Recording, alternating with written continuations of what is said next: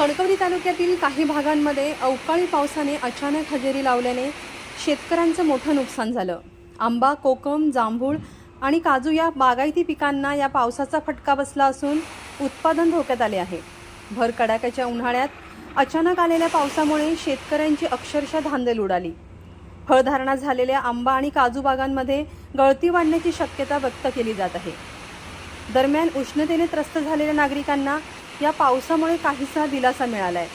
अचानक आलेल्या पावसामुळे अनेकांना छत्री घेऊन बाहेर पडावे लागले, तर काही ठिकाणी वातावरणात गारवा जाणवला। Shiraz Gosavi, Maharashtra live news, Sindhudurg.